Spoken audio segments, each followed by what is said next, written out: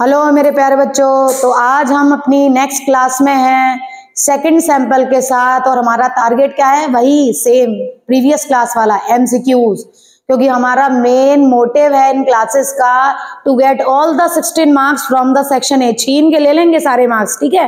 मेरे साथ करते जाइए सारी सीरीज है और आपको फुल मार्क्स मिलेंगे MCQs में। तो शुरुआत करते हैं हम। If most individual in a population are young, अगर किसी पॉपुलेशन में ज्यादातर इंडिविजुअल कैसे हैं? यंग हैं। Why is the population likely to grow rapidly in the future? तो पॉपुलेशन फ्यूचर में जल्दी से ग्रो क्यों करेगी? सुनिए answer. Many individual will begin to reproduce, ज्यादातर जो ऑर्गेनिज्म इंडिविजुअल्स है वो जल्दी से रिप्रोडक्शन करना शुरू कर देंगे। Death rates will be low, immigration emigration can be ignored, all of these. ज्यादातर बच्चे इस क्वेश्चन में गलती करते हैं। हमारे यहाँ के भी बच्चे, हमने पेपर में जब दिया क्वेश्चन तो उन्होंने बहुत गलती करी इसमें, लेकिन आप ध्यान रखिए ऑप्शन यहाँ ऑल ऑफ दीज नहीं है बेटा। यहाँ ऑप्शन है many individual will begin to reproduce soon. आप देखिए, जब हमने ये पढ़े थे एज पिरामिड्स, तो हमने पढ़ा था कि भाई अगर प्री रिप्रोडक्टिव इंडिविजुअल्स आपके ज्यादा हैं तो इन फ्यूचर वो क्या करेंगे? रिप्रोडक्शन करेंगे ना। जब रिप्रोडक्शन ज्यादा होगा तो जेन्युइन सी बात है पॉपुलेशन क्या होगी? इंक्रीज होगी। So the correct answer is many individual will begin to reproduce soon. Now the next question है, बड़ा सिंपल सा क्वेश्चन है, बहुत simple. Primary endosperm nucleus is formed by, किससे बना है? फ्यूजन ऑफ, भाई पहले ढूंढते हैं टू पोलर न्यूक्लियाई। यहां भी है, यहां भी है, लेकिन हमारा आंसर करेक्ट कौन सा है? Two polar nuclei and one male gamete. दोनों के फ्यूजन से क्या बनता है हमारा? Triploid primary endospermic nucleus. So the third question, which enzyme helps in removing oil stain from the cloth?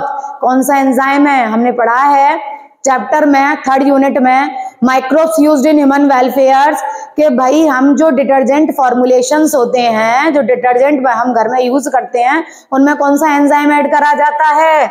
Lipase, जो क्या करता है हमारे कपड़ों में जो डस्ट है, जो लिपिड के पार्टिकल्स हैं, उनको रिमूव करता है। Next, which of the following is the cause of transmission of HIV? इनमें से कौन सा कॉज है जो HIV को ट्रांसमिट करने में यूज हो रहा है? मल्टीपल सेक्सुअल पार्टनर, बिल्कुल है। Transfusion of contaminated blood, it is also correct. Sharing infected needles, it is also, it means the option is all of these. Now the next very important question बेटा for the board exam in 3 marks और as well as in 5 marks. ये बड़ा important question है, Hardy Weinberg equilibrium. अगर किसी को इस topic में दिक्कत है तो प्लीज मुझे मैसेज करें कि मैम ये टॉपिक आप हमें डिस्क्राइब करिए। मैं इस तरीके से आपको डिस्क्राइब करूंगी that you will gate 3 out of 3, और क्वेश्चन अगर 5 में आता है तो 5 out of 5 you will get. Okay, what is the question? Hardy Weinberg equilibrium is known to be essentially affected by the factor gene flow, genetic drift, mutation, genetic recombination। NCERT की line है बेटा सीधी सीधी। Last हमारा इसमें क्या आ जाएगा? Natural selection. Okay, now the last question, जो हमारा लास्ट क्वेश्चन है, plasmid used to construct the first recombinant DNA was isolated from which bacterium species? याद करिए NCERT की लाइन। 3 साइंटिस्ट थे हमारे, ठीक है, स्टैनले, कोहन एंड बोयर। उन्होंने कहां से सेपरेट करा था इसको? सैल्मोनेला टाइफी से, ठीक है, और फिर इकोलाई की प्लाज्मिड के साथ जोड़कर क्या बनाया था? Recombinant DNA। Now next set of questions, अगला सेट हमारे क्वेश्चंस का, microbes are used in, microbes का यूज हम कहां कर रहे हैं? Primary treatment of sewage. बेटा प्राइमरी ट्रीटमेंट फिजिकल ट्रीटमेंट है, वहां माइक्रोब का कोई भी यूज नहीं होता। इट मीन्स ये तो क्या हो गया बेटा हमारा? गलत, ठीक है, फर्स्ट वाला ऑप्शन हमारा गलत हो गया। सेकेंडरी ट्रीटमेंट भाई यूज करते हैं सेकेंडरी ट्रीटमेंट में, एनारोबिक स्लैश डाइजेस्टर में एनारोबिक बैक्टीरिया का यूज करते हैं, जबकि बायोगैस के प्रोडक्शन में मिथेनोजेंस का यूज होता है। तो हमारा सेकंड, थर्ड, फोर्थ ये तीनों करेक्ट है, तो हमारा ऑप्शन सी हो गया correct. Next question, I like this question a lot, मुझे बहुत पसंद है भाई, बड़ा सिंपल सा क्वेश्चन है। In a double stranded DNA 20% of cytosine, cytosine है 20%, तो एडेनिन बताना है। कौन सा रूल अप्लाई होगा बेटा यहाँ पर? चारगाफ्स रूल। लग जाइए बिल्कुल। क्या कहता है चारगाफ्स रूल? कि भाई जितना A है आपका उतना ही T होना चाहिए, और जितना जी है आपका उतना ही सी होना चाहिए। तो जनरल सी बात है भाई हमारी कि हमारा साइटोसिन दे रखा है 20, तो हमारा ग्वानिन भी कितना होगा 20 कितना हो गया हमारा 40। अगर हम 100 में से माइनस करें इसको तो भाई 100 में से 40 गए तो कितना बचा परसेंट हमारे पास 60। अब डिवाइड कर दो दोनों में, एडेनिन और थायमिन हमारे कितना कितना हो गया 30%। सो the option is 30%। Next, the density of a population in a given habitat during a given period fluctuates due to changes in the certain basic processes। मतलब किसी population की density है वो कुछ basis पर क्या हो रही है फ्लक्चुएट हो रही है। फ्लक्चुएट मतलब कम और ज्यादा हो रही है।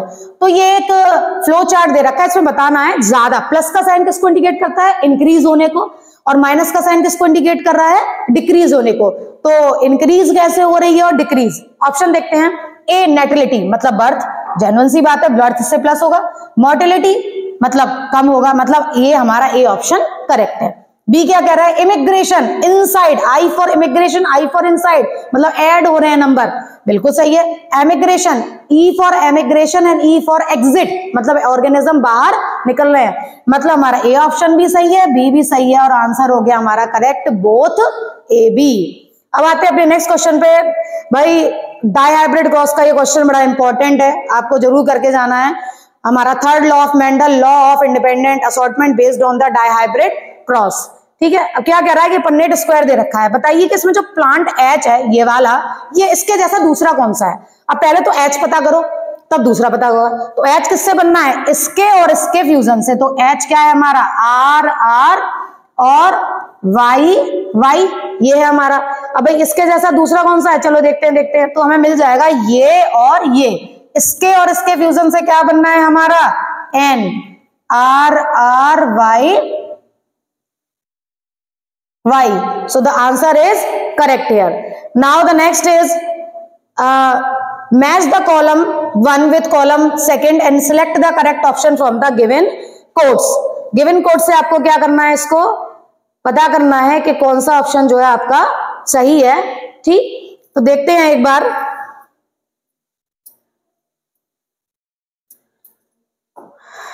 रिकॉम्बिनेंट डीएनए टेक्नोलॉजी किसमें काम आती है भाई। रिकॉम्बिनेंट डीएनए टेक्नोलॉजी को हम क्या बोलते हैं जेनेटिक इंजीनियरिंग। क्या बोलते हैं जेनेटिक इंजीनियरिंग। दूसरा प्रेसिपिटेशन ऑफ डीएनए, डीएनए का प्रेसिपिटेशन किसमें करते हैं chilled ethanol. PCR amplification of gene of interest, सीधे आ गया हमारा। और नेक्स्ट है हमारा इथिडियम ब्रोमाइड डाई, किसमें यूज होती है डीएनए की स्टेनिंग में। अब आप देखना कौन सा आंसर करेक्ट है और उसको टिक करना। नेक्स्ट सेगमेंट ऑफ क्वेश्चंस, हमारा अगला सेगमेंट आता है क्वेश्चंस का। Yes, next is 12th question.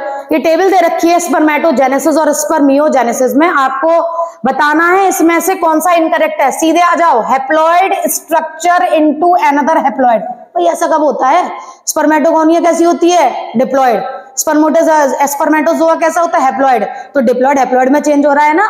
और दूसरी तरफ क्या देखा conversion of a diploid structure into haploid structure, ऐसा नहीं है, वहां पर हैप्लॉइड हैप्लॉइड में कन्वर्ट होता है। So the option B is correct. चलिए अब आते हैं हम उन क्वेश्चंस में जो हमारा दिमाग सबसे ज्यादा खराब करते हैं। पिछली वाली वीडियो में भी मैंने बताया था ए है बी है ए है बी है, बड़ा कंफ्यूज होते हैं। चलिए कंफ्यूजन दूर करते हैं। Elimination of a competitively superior species in a closely related और otherwise similar group is known as competitive exclusion principle. बिल्कुल सही है, वे जो सुपीरियर स्पीशीज होती है वो इंफीरियर को क्या कर देती है एलिमिनेट कर देती है। सही बात भाई। If two species compete for the same resource, they can avoid competition by using resource partitioning। वही लिखा हुआ है दूसरी लैंग्वेज में। तो भाई ये भी सही है ये भी, लेकिन ये इसको एक्सप्लेन नहीं कर रहा है, इसलिए ऑप्शन कौन सा आएगा B. Okay, now the next. Mouse is the mice सबसे ज्यादा मतलब यूज होने वाला मैमेल है जीन ट्रांसफर्स में। बिल्कुल correct.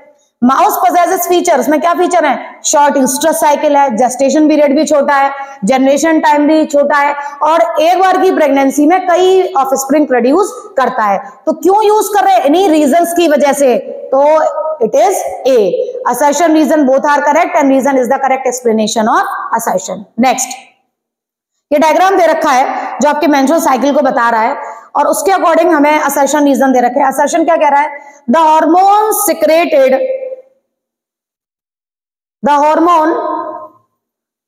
secreted in large amount in phase third is also responsible for maintaining pregnancy in the human female। भाई ये ड्यूरेशन है आपका, कौन सा ड्यूरेशन है ये?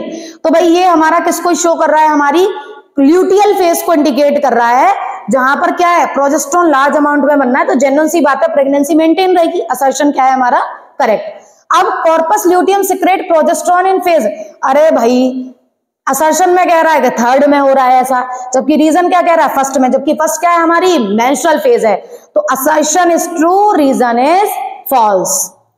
Now come to the last question. Emigration is outward movement of some individual from local population. Emigration, E for emigration, E for exit, भाई बाहर जाना, अपनी पॉपुलेशन से किसी दूसरे एरिया में जाना, करेक्ट है। Emigration is caused by occurrence of deficiency and calamities. कैसे हो रहा है? डेफिशिएंसी या कैलमिटी से। Both are correct but reason is not explaining the assertion, so the option B is correct. So according to my promise, जैसा मैंने किया था वो मैंने पूरा किया है। अब आपको भी अपना प्रॉमिस पूरा करना है कि इस वीडियो को ज्यादा से ज्यादा अपने फ्रेंड्स के फ्रेंड्स और सीरीज में आगे शेयर करते जाना है, ताकि मेरे सारे प्यारे बच्चों को हेल्प मिले एमसीक्यूज को करने में। मैं चाहती हूँ आप सब बहुत अच्छे मार्क्स लेकर आओ, और जितनी मैं आपकी हेल्प कर सकती हूँ मैं करूंगी। उसके लिए आपको अपने प्रॉब्लम्स को कमेंट बॉक्स में देना होगा, और उन्हीं को देखते हुए मैं आपकी जो टॉपिक्स है उन पर वीडियो बनाऊंगी। और डेली अब आपको Jaya biology Gupta channel updated ही मिलेगा, एक के बाद एक नई वीडियोस मिलेंगी, आपके कॉन्सेप्ट्स और क्लियर होंगे और आप ज्यादा से ज्यादा अच्छे नंबर गेन करेंगे। Thank you all of you, have a nice day.